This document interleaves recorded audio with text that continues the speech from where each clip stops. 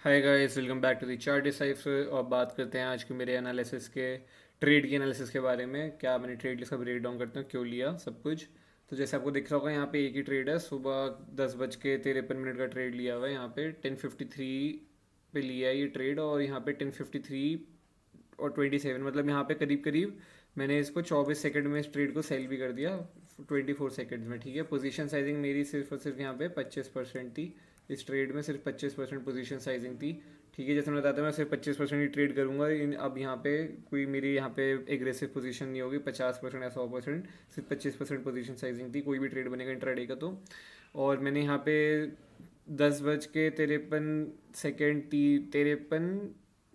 3 second पे लिया, और यहाँ पे 10:53 पे काट दिया ट्रेड को 24 सेकंड बाद। और यहाँ पे आपको दिखाई देगा 69.45 में मैंने ये बाई किया था। यहाँ पे कॉल 20,850 की कॉल खरीदी थी निफ्टी के अंदर, और 68.30 पे मैंने ये कॉल काट दी थी निफ्टी की। ठीक है, यहाँ पे आपको क्लियरली दिखाई दे रहा है इस टाइम पे। तो यहाँ पे मुझे करीब करीब जो लॉस हुआ है, वो यहाँ पे लॉस हुआ है 1 रुपये 15 पैसे का यहाँ पे नुकसान हुआ है मेरे को।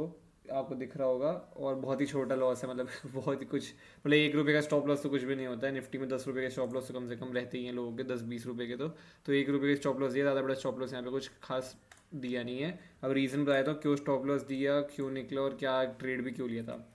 तो मेरे को मैं दिखाया था आप लोगों को क्लियरली। यहाँ पे सुबह मार्केट खोला, जैसा प्लान था कल के दिन पे मैंने ये बताया था कि अगर ये नीचे की साइड में, इस लेवल के नीचे अगर ये निकलता है 920 के, तो ये बहुत तेज़ी से नीचे में आता हुआ दिख सकता है, और 850 तक हमें आता हुआ दिख सकता है। और एग्जैक्टली इसने कहीं 850 के, यहाँ पे 860 के ऊपर, यहाँ पे 850 पे आकर के इसने क्लोजिंग कर, यहाँ पे सपोर्ट लिया इस लेवल पे ही।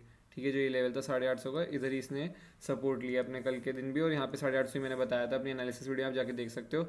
बट प्रॉब्लम ये थी कि ये पहले 1 सेकंड में निकल गया था, पहले 2-3 सेकंड में ना ये निकल गया था। आपको रिएक्ट करने का टाइम भी नहीं मिलेगा उतने में, तो इसने इतनी बड़ी कैंडल बना दी थी ऑलरेडी। तो इस ट्रेड में कोई भी घुस नहीं पाया होगा, वरना मैं पूरा रेडी बैठा था ये ट्रेड लेने के लिए सुबह सुबह। बट उसके बाद यहाँ पे मार्केट नीचे आया, फिर उसके मार्केट ने वापस सपोर्ट लिया, फिर धीरे धीरे करके प्राइस एक्शन बनाते हुए नीचे आया, फिर वापस से इस लेवल भी आके सपोर्ट लिया, फिर प्राइस एक्शन बना के धीरे धीरे ऊपर गया। ठीक है, तो मेरा ट्रेड जो था यहाँ पे क्लियर कट था कि मैं इसके ऊपर अगर ये निकलता तो मैं ट्रेड लूँगा ये 920 के टारगेट्स के लिए। ये मेरा प्लान था। ठीक है, इस जगह तक के लिए ये मेरा टारगेट रहेगा, और इसके ऊपर मेरी एंट्री होगी। तो इस कैंडल पे तो मैंने एंट्री बनाई नहीं थी, इस वाली कैंडल पे नहीं बनाई थी एंट्री मैंने। तो पहले मैं वेट किया कि ये उसके ऊपर क्लोजिंग कर दिया, कैसे ट्रेड कर रहा है। ये ऊपर गया, और ये इतनी प्रॉमिसिंग, मतलब इतने अच्छे से इसने क्लोज नहीं किया इसके ऊपर। ठीक है, नेक्स्ट कैंडल आपको दिख रही होगी, एक डोजी काइंड ऑफ कैंडल बनाई, और इनसाइड कैंडल भी है एक। ठीक है, इनसाइड कैंडल भी, डोजी भी, और नीचे से रिजेक्शन लेके आके ऊपर क्लोज हुई है। तो ये मेरे को काफ़ी सही लगी थी। और इसने नेक्स्ट कैंडल जब ये रेड होके वापस से रिजेक्शन लेके ग्रीन में गई ना, ठीक है, तो थोड़ा मैं यहाँ पे लेट हो गया था ट्रेड को एग्जीक्यूट करने में। मैंने जैसे ही ट्रेड एग्जीक्यूट किया, मेरा मार्केट ऑर्डर पे ट्रेड्स रहते हैं हमेशा, तो मार्केट ऑर्डर पे मेरा ट्रेड कहीं इधर कहीं जाके एग्जीक्यूट हुआ है ऊपर। और ये मेरी एंट्री कैंडल थी, ये वाली जो आपको दिख रही है, ये एंट्री कैंडल थी ब्रेकआउट वाली इसके ऊपर। ठीक है, यहाँ पे ये एंट्री कैंडल थी, पर मेरी एंट्री क्या हुई, बहुत ऊपर एंट्री हुई मेरी 69 रुपीज़ के आसपास। आपको दिख रहा होगा 69.45 पे मेरी एंट्री हुई, जबकि ये एंट्री होनी चाहिए थी मेरी 59 के करीब कहीं पे। ठीक है, 60 रुपये या 59 रुपीज़ के आसपास मेरी एंट्री चाहिए थी, पर मेरी 10 रुपये एंट्री हो गई। और उसके बाद कुछ नहीं, मार्केट अपने टारगेट में यहाँ पे जब 720 के पास, ये 920 के पास गया, 20 या 920 के आसपास जब ये गया, तो यहाँ पे मेरे को ये मेरा यही टारगेट था। और जब ये ऊपर जाकर रिजेक्शन लेके आने लगा, मैंने देखा मेरी एंट्री काफ़ी लेट हुई है। मैंने ऑर्डर्स में देखा मेरा कितने पे ऑर्डर एग्जीक्यूट है, 69 रुपीज़ पे हुआ था। तो मैंने कहा ये ऑलरेडी 10 रुपये लेट एंट्री हो चुकी है ब्रेकआउट के बाद। और यहाँ पे 72 तक यहाँ पे हाई लगा के आया, और ये नीचे आने लगा, तो मेरे को इंटरेस्ट नहीं था। मैंने अपनी एंट्री के आसपास ही इसको 68.30 पे इसलिए ट्रेड एग्जीक्यूट करके मैंने काट दिया। अगले 24 सेकंड में मैंने ये ट्रेड काट दिया। ठीक है, आधा आधा मिनट भी लगा, मैंने ये ट्रेड काट दिया। मैंने कोई फ़ायदा नहीं है यहाँ से, चाहे मार्केट यहाँ तक भी पहुँच जाए, ऊपर तक भी 940 तक, तो भी मेरे को कोई इंटरेस्ट नहीं है ऊपर तक भी। क्योंकि उसका रीज़न बस सीधा सीधा यही रीज़न है, मेरी एंट्री काफ़ी लेट हो चुकी थी इस वाली कैंडल में लेने में। क्योंकि जब मैंने ऑर्डर जैसे एग्जीक्यूट किया ना, उतने में इसने स्पाइक लगा चुका था काफ़ी फास्ट ये ऊपर। तो इस चक्कर में मेरे को प्रीमियम बहुत स्पाइक में मिला, और फिर मैंने देखा प्रीमियम इतना स्पाइक में मिला, मुझे कोई फ़ायदा नहीं लगा। क्योंकि देखो, जब तक ऑप्शन बाइंग, अगर आप ऑप्शन बायर हो तो आपकी एंट्री और टाइमिंग एकदम परफेक्ट होनी चाहिए। ठीक है, अगर आपका एंट्री प्राइस बहुत ऊपर है, तो वो भी आप ऑप्शन बायर हो, तो आप उस ट्रेड को होल्ड करके बैठ नहीं पाते हो ढंग से। उसका रीज़न ये है कि अब जैसे ये नेक्स्ट रेड कैंडल बनी है, इसमें प्रीमियम जो है ना 59 रुपीज़ तक चला गया नीचे। अब मेरा स्टॉप लॉस कहीं यहाँ का है, जो कि है 44 रुपये का।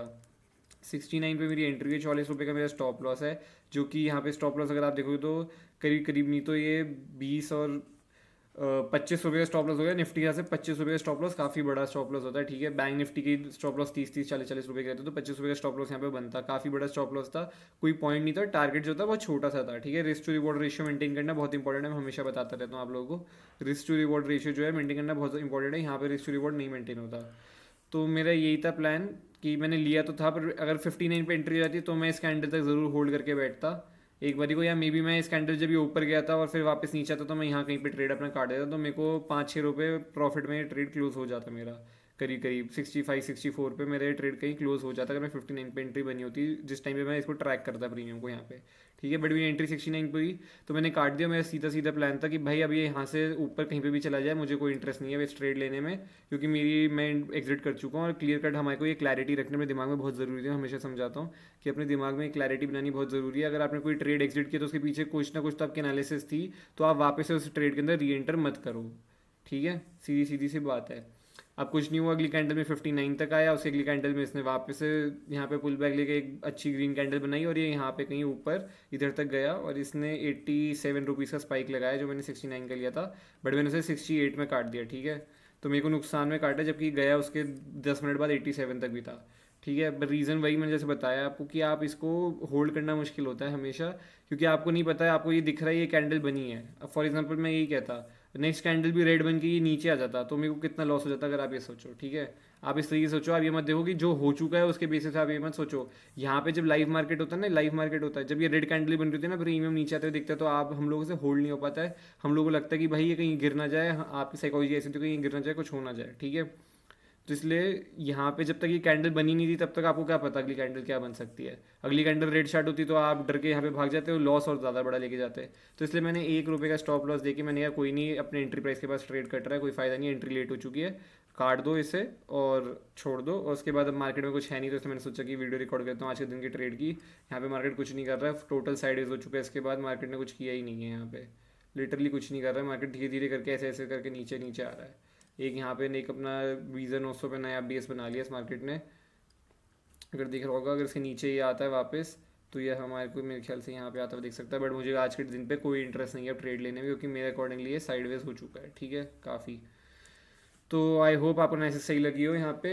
और छोटा सा स्टॉप लॉस है, इतना कोई फ़र्क पड़ता नहीं है, मतलब 25% क्वांटिटी पे सिर्फ ₹1 का स्टॉप लॉस निफ्टी का बहुत छोटा स्टॉप लॉस होता है। यहाँ पे प्रीमियम का चार्ट भी दिखा देता हूँ आप लोगों को, और यहाँ पे आपको दिख सकता होगा इस जगह पे, अगर आप देखोगे तो मेरी एंट्री इस वाली कैंडल पे हुई थी 11 बजे की, जो नहीं 11 बजे की नहीं, 10:53, हाँ, एक सेकेंड, मेरी एंट्री इस वाली कैंडल पे हुई है ना, हाँ नहीं नहीं इस कैंडल पे नहीं हुई है, अच्छा ये रही, हाँ ठीक है, सॉरी वो बात की कैंडल्स है, मेरी एंट्री हुई है इस वाली कैंडल पे, ठीक है।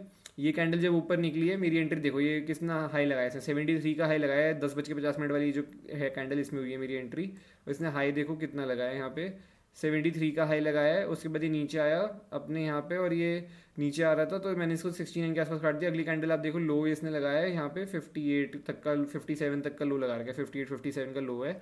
और यहीं पे आके इसने क्लोजिंग करी थी 61 रुपीज़ पे, और अगली कैंडल में बहुत अच्छा बढ़ा और ये हाई लगा के आया यहाँ पे 87 रुपीज़ का, उसके बाद 88 रुपीज़ तक भी गया उसकी अगली कैंडल में। तो उसकी नेक्स्ट कैंडल में जिसमें मैंने यहाँ पे एग्जिट करी, उसकी 2-10 मिनट बाद ये 88 तक चला गया था, और उसके बाद कुछ नहीं है, देखो पूरा डीके है उसका। तो यहाँ पे प्रीमियम अब यहीं पे घूमे जा रहा है, 60 रुपये के आसपास ही घूमे जा रहा है टोटल इस जगह पे। अगर आप देखो तो ये इस एरिया में अभी फंस चुका है, इस एरिया में प्रीमियम जो है यहीं पे घूमे जा रहा है, क्योंकि ये साइडवेज हो चुका है इस रेंज में बिल्कुल, ठीक है।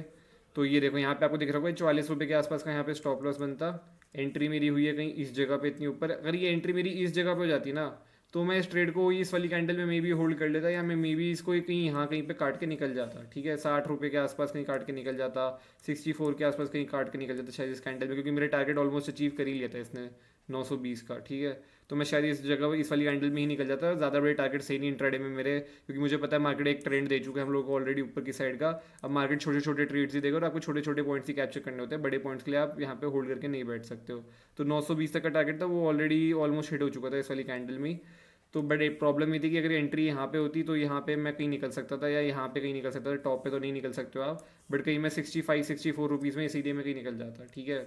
मैं शायद मे बी ये नहीं कैप्चर कर पाता, बट मैं इतने रुपए भी 64-65 पे भी नहीं निकल पाया, क्योंकि उसका रीज़न ये था कि मेरी एंट्री ऑलरेडी 69 रुपीज़ पे हुई हुई थी, ठीक है।